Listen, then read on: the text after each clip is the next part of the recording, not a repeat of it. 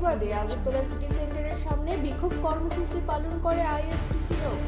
সংগঠনের দাবি 13 থেকে 19 জুন পর্যন্ত চলা এই কর্মসূচির মাধ্যমে তারা নিট সহ সমস্ত প্রবেশিকা পরীক্ষার সরাসরি সরকারের তত্ত্বাবধানে পরিচালনার দাবি জানাচ্ছে। পাশাপাশি শিক্ষা খাতে পর্যাপ্ত বাজেট বরাদ্দ এবং সরকারি শিক্ষা ব্যবস্থাকে শক্তিশালী করে তোলারও দাবি জানানো হচ্ছে।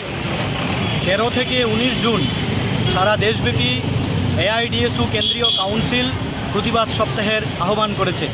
এই প্রতিবাদ সপ্তাহ আহ্বানে আমাদের দাবি হচ্ছে যে ন্যাশনাল টেস্টিং এজেন্সি, এই ন্যাশনাল টেস্টিং এজেন্সিকে অপসারণ করতে হবে।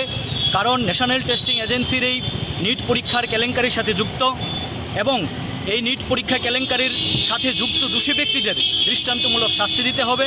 সর্বভারতীয় যে পরীক্ষাগুলো, এই পরীক্ষাগুলো এজেন্সির মাধ্যমে নয়, সরকার দায়িত্ব নিয়ে এই পরীক্ষার দায়িত্ব গ্রহণ করতে হবে। তাছাড়া যে সরকারি শিক্ষা ব্যবস্থা সারা দেশব্যাপী নিচের দিকে নামছে, সরকারি শিক্ষা ব্যবস্থায় কোনো বাজেট বরাদ্দ করছে না। আমাদের রাজ্যেও আমরা দেখছি যে সরকারি শিক্ষা ব্যবস্থাকে মার্চ করে বেসরকারির দিকে নিয়ে যাওয়ার চক্রান্ত চলছে এবং সারা ভারতবর্ষব্যাপী শিক্ষকের যে বিরাট স্বল্পতা, আমরা চাই অতি দ্রুত এই শিক্ষক স্বল্পতা দূর হোক। এই দাবিতে সারা দেশব্যাপী প্রতিবাদ সপ্তাহের আহ্বান করেছে। আজকেও আমরা এখানে বিক্ষোভ দেখাচ্ছি। এআইডিএসইউ ত্রিপুরা রাজ্য কাউন্সিল, এই দাবিতে আমাদের লড়াই আন্দোলন চলছে। আমরা চাই সারা রাজ্যব্যাপী ছাত্র যুব সমাজ সরকারি শিক্ষা বাঁচাতে আন্দোলনে আসুক। এই দাবি নিয়েই আমাদের আজকের এই কর্মসূচি। আমি রাজ্য সভাপতি রামপ্রসাদ আচার্য। ব্যুরো রিপোর্ট, রাতে নিউজ।